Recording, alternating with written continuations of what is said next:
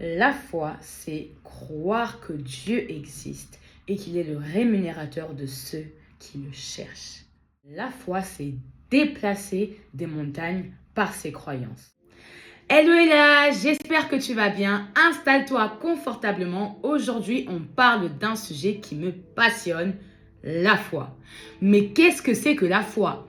La foi, c'est croire que Dieu existe et qu'il est le rémunérateur de ceux qui le cherchent. La foi, c'est croire. Il y a la notion de croyance dans la foi. Parce que tu crois aux promesses de Dieu, parce que tu crois que ce que te dit est la vérité, tu verras les résultats s'accomplir. On va lire un passage qui nous démontre le principe de la foi. Et pourquoi j'emploie le terme de principe? Parce que comme je l'ai dit tantôt, la foi, c'est croire d'abord que Dieu existe et qu'il est le rémunérateur de ceux qui le cherchent.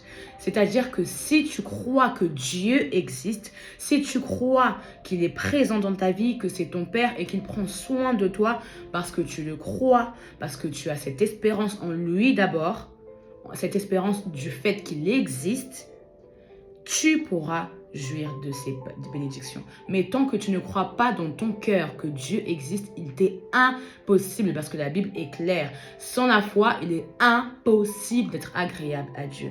Et lisons un passage qui nous démontre un principe de la foi. Il se trouve dans le livre de Nombre 23, à partir du chapitre 19. Dieu n'est point un homme pour mentir, ni un fils de l'homme pour se repentir.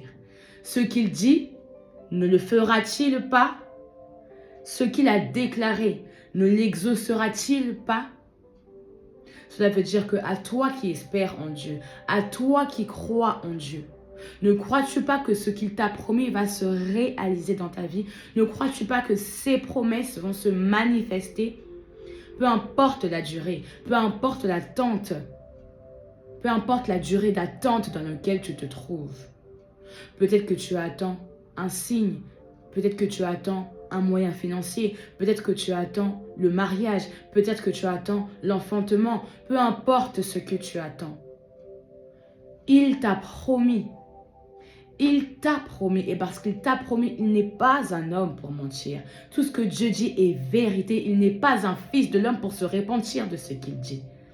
Parce qu'il le dit par sa parole, par un serviteur de Dieu, durant un moment de prophétie, ça va se réaliser.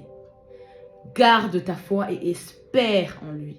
Allons lire un passage qui va nous démontrer encore une fois la grandeur de Dieu lorsqu'on espère en lui. Lisons la parole de Dieu. Dans le livre de Hébreux chapitre 11, à partir du verset 1.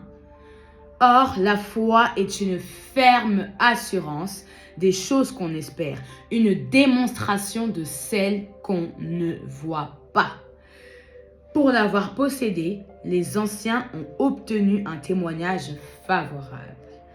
C'est par la foi que nous reconnaissons que le monde a été formé par la parole de Dieu, en sorte que ce qu'on voit n'a pas été fait de choses visibles. La foi est une dimension spirituelle. Tu ne peux pas croire, tu ne peux pas espérer en Dieu si tu n'es pas dans la sphère spirituelle. Parce que dans la chair, on a dit que la foi, c'est une ferme assurance des choses qu'on espère et une démonstration de celles qu'on ne voit pas. On ne le voit pas à l'œil nu, mais on le voit en étant spirituel, en esprit. On voit ce qu'on désire, on voit ce à quoi on croit en étant spirituel, dans la sphère spirituelle, en esprit et donc connecté au Saint-Esprit de Dieu. Tu ne pourras jamais manifester la foi en étant quelqu'un de charnel parce que tu vas faillir. Tu vas perdre patience et perdre ta foi et perdre ta croyance. Comme on le dit dans notre entourage, la foi, c'est la folie. La foi, c'est la folie. Peut-être que tu espères en Dieu pour une voiture, pour une maison, pour la guérison, pour te marier, pour avoir des enfants, un travail, lancer un business. Il y a différentes catégories, en tout cas différents moments dans sa vie auxquels on est dans un principe de foi. Et donc, on nous dit ici que la foi, c'est une ferme assurance. Et une assurance, c'est croire quelque chose pour vrai. Et ferme parce que on ne la croit pas, donc ça c'est la foi. Et on ne croit pas, on ne pratique pas le principe de la foi juste en étant, comme je l'ai dit tantôt, charnel. Non, il faut qu'il y ait une fermeté. Et cette fermeté se trouve dans la parole de Dieu, dans les promesses que Dieu t'a faites, par sa parole, par la prophétie sortant d'un serviteur de Dieu, par la propre voix du Saint-Esprit dans tes moments de prière. C'est ça qui vient rendre ta foi ferme. La croyance auquel tu crois. Et c'est une démonstration. C'est-à-dire que parce que tu as cette ferme assurance, donc ce que tu as reçu, tu le crois, donc c'est ferme. Il faut maintenant le démontrer. Parce que c'est pas tout de se dire que voilà, j'ai la foi, je crois. Dieu m'a dit que je veux me marier. Dieu m'a dit que je vais enfanter cette année. Ok, Seigneur, je te crois. Non, non, non.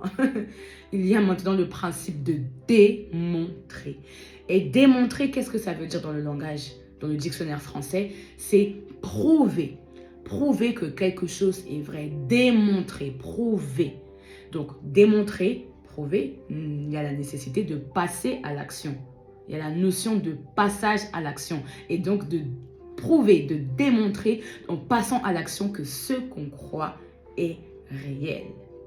Voilà pourquoi tantôt j'ai dit que la foi, c'est la folie. Parce que si tu vas voir quelqu'un, une personne lambda qui n'est pas croyant, tu lui dis que bon, moi, j'ai un diagnostic de stérilité, mais le Seigneur m'a dit que cette année 2025, en tout cas, moi, je vais enfanter. Ce que disent les médecins là, en tout cas, le Seigneur me dit de ne pas prêter attention. La personne qui n'est pas croyante va te dire, mais les médecins, ils ont étudié, ils sont diplômés pour ça. Comment se fait-il que toi, tu ne crois pas à ce qu'ils disent? Mais parce que tu as la foi, tu es quelqu'un de spirituel. J'ai bien dit que la foi, c'est spirituel. Alors, tu vas commencer à démontrer, à passer à l'action. Tu vas aller dans les magasins de bébés pour acheter une poussette, pour acheter des vêtements, un berceau. Tu vas commencer à choisir les couleurs. Si tu désires avoir une fille, un garçon, les deux, des jumeaux, peu importe. Tu vas commencer à démontrer ta croyance. Cette ferme assurance va quitter juste de croire. Elle va passer à la notion d'action, de démonstration. Et en démontrant, tu déclenches quelque chose dans la sphère spirituelle. Parce que comme je le dis, la foi, on la pratique en étant spirituel. Et toute chose que l'on fait est gouvernée par la spiritualité. Et donc, tout ce qu'on désire, on l'obtient d'abord dans le spirituel. Et il faut, parce qu'on passe à l'action par des prières, par des jeûnes et par nos passages à l'action, on va débloquer cette sphère spirituelle et la ramener sur le physique parce qu'on met à l'action ce qu'on croit, parce qu'on prouve à Dieu que oui Seigneur, je te crois. Regarde ce que je fais pour attirer maintenant cette bénédiction que j'espère sur la terre physique. Et ma question pour toi c'est, est-ce que tu crois Dieu? Est-ce que tu crois que Dieu existe et qu'il est ton rémunérateur? Est-ce que tu crois que ce qu'il te dit va se manifester? Et est-ce que parce que tu crois, est-ce que tu démontres ta foi au quotidien? C'est des questions qu'on doit se poser. Parce que c'est pas tout d'avoir la ferme assurance. C'est pas tout d'espérer. Mais il faut le démontrer car la foi sans les œuvres est morte. C'est la parole de Dieu qui le dit. La foi sans les œuvres est morte. Dans le livre de Jacques chapitre 2, verset 14. Mes frères, que sert-il à quelqu'un de dire qu'il a la foi s'il n'a pas les œuvres? Verset 17. Il en est ainsi de la foi. Si elle n'a pas les œuvres, elle est morte en elle-même. Le même chapitre au verset 26. Comme le corps sans âme est mort, de même la foi sans les œuvres est morte. Comme on l'a dit, oui, il faut croire. Mais il ne faut pas croire en espérant sans aucune action. Ça ne marche pas. Ça ne marche pas. Il faut démontrer, il faut prouver que parce que Seigneur, je te crois, tu me l'as dit, tu me l'as promis, moi j'espère en toi. C'est quoi l'espérance? L'espérance, c'est croire en un avenir meilleur avec confiance. L'espérance, c'est de l'espoir. C'est attendre quelque chose que l'on désire avec confiance. C'est ça l'espérance. Et parce que j'ai confiance en l'avenir meilleur que Dieu a pour moi par rapport à ce qu'il m'a dit, alors je le crois. Mais parce que je le crois, je vais lui prouver, lui démontrer que Seigneur, c'est tellement vrai ce que tu me dis, c'est tellement vrai ce que tu m'as promis, que j'apporte la vie à cette promesse. Et je te le démontre. Peut-être que tu as la foi pour une maison. Tu désires avoir une maison. Et bien le Seigneur attend de toi que tu actives ta foi pour ta maison. Ça peut être d'aller contacter des organismes bancaires, ça peut être de contacter quelqu'un dans ta famille qui est susceptible de t'aider, ça peut être te rendre dans la ville dans laquelle tu désires habiter et commencer à parler avec les voisins. Je suis intéressé par cette ville, moi je désire habiter ici, comment est-ce que la ville fonctionne, je serai votre future voisine, etc. Prouver, démontrer. Peut-être que toi, tu cherches du travail. Alors, te mettre à lancer des recherches et commencer à te préparer pour des potentiels entretiens par rapport au métier auquel tu postules. Peut-être que toi, c'est lancer un business, lancer une entreprise, te renseigner, te positionner sur comment est-ce que tu peux t'enregistrer pour lancer une association, pour lancer une entreprise et commencer même les procédures pour t'enregistrer. C'est démontrer. Il faut passer à l'action, mener des actions. Parce que c'est réel pour nous, on mène des actions. Peut-être que toi, tu désires te marier. Alors, tu ne vas pas juste attendre que ton mari arrive à toi. Tu vas commencer à te positionner, à travailler sur toi, à travailler sur ton caractère et à te rendre dans des endroits susceptibles de rencontrer l'homme que tu cherches, l'homme que tu désires. C'est ça la foi. C'est le passage à l'action par rapport à ce que Dieu nous a dit et Dieu nous a promis. Et avant tout, croire que parce qu'on cherche Dieu, on le trouve parce qu'il va nous rémunérer. Ça doit nous pousser à la réflexion et nous pousser à changer nos habitudes.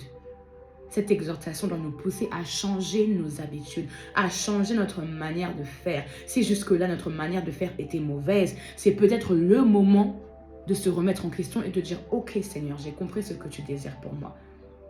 Mon passage à l'action. Et je vais le faire. Et je vais aller enclencher, comme on l'a dit, dans la sphère spirituelle, ce que j'ai déjà, le ramener sur la terre, sur la vie physique, pour le manifester.